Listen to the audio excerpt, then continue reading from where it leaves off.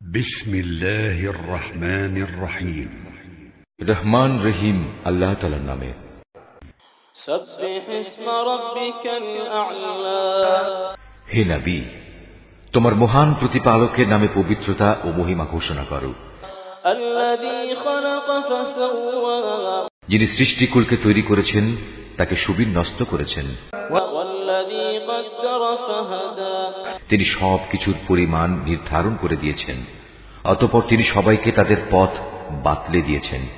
والذي أخرج المرعى তিনি ভূচরের জন্য ত্রিনাদি বের করে এনেছেন, فجعله غثاء أحوى অতঃপর তিনি তাকে একসময় খড়কুটায় পরিণত করেছেন। سنقرئك فلا تنسى আমি যে ওহী পাঠাবো তা আমি তোমাকে পড়িয়ে অন্তরে গেঁথে দেব, অতঃপর তুমি আর তা ভুলবে না। إلا ما شاء الله إنه يعلم الجهر وما يخفى অবশ্য আল্লাহ তাআলা যদি চান তা ভিন্ন কথা, তিনি প্রকাশ্য বিষয়ে জানেন, জানেন গোপন বিষয়ও। ونيسرك لليسرى আমি তোমার জন্য সহজ পদ্ধতিগুলোর সুযোগ করে দেব। فذكر إن نفعت الذكرى কাজেই তুমি তাদের আল্লাহ তাআলার কথা স্মরণ করাতে থাকো, যদি স্মরণ করানো তাদের জন্য উপকারী হয়। سيذكر من يخشى যে ব্যক্তি আল্লাহ তাআলাকে ভয় করবে সে অবশ্যই এর থেকে উপদেশ গ্রহণ করবে।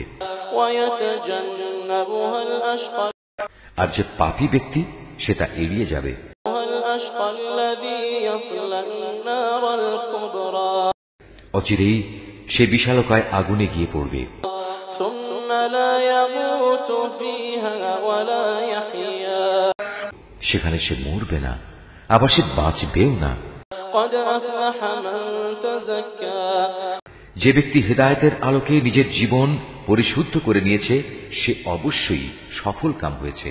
وذكر اسم ربه فصلى সে নিজের মালিকের নাম স্মরণ করল, অতঃপর নামাজ আদায় করল।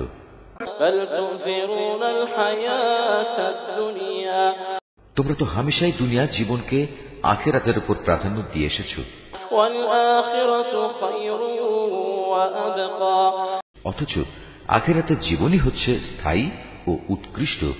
إن هذا لفي الصحف الأولى নিশ্চয়ই এসব কথা আগের নবীদের কেতাবসমূহে মজুদ রয়েছে। صحف إبراهيم وموسى উল্লেখ আছে তা ইব্রাহিম এবং মুসার কেতাবসমূহেও।